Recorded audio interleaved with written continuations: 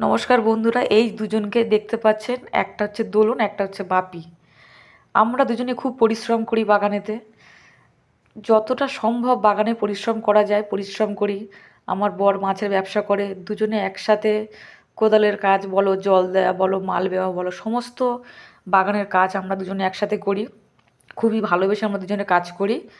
আর যার জন্য আমরা একটু জীবনে এগোনোর জন্য একটা প্রথম পদক্ষেপ তুললাম। বাড়ি কিছু মার্বেল অ্যান্ড টাইলসের কাজ করছি, যেটা আমার খুব স্বপ্ন ছিল করার। তো তার জন্য সব কিছু কিনে নিয়ে এসেছি, দেখুন। এমনকি কাজ চলছে, দেয়ালটাই লাগাবো, বাইরে লাগাচ্ছি, বাইরের ওয়ালেতে।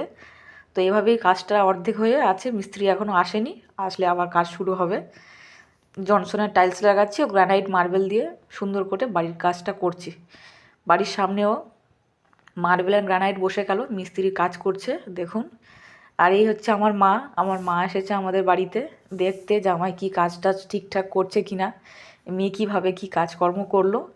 তাই আমি এই মার সাথে একটা ভিডিও করে রাখলাম, ভিডিও করছিলাম, তাই মা হাসছিল।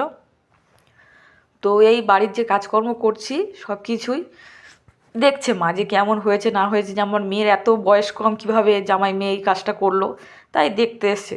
যাই হোক, বাড়ির কাজ কমপ্লিট হয়ে গেছে। এই দেখুন, খুব সুন্দরভাবে বাড়ির কাজটা করেছি আমার পছন্দ মতো।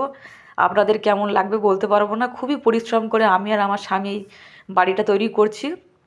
আমার বাড়ির 3 ভাগ কাজ কমপ্লিট হয়ে গেছে।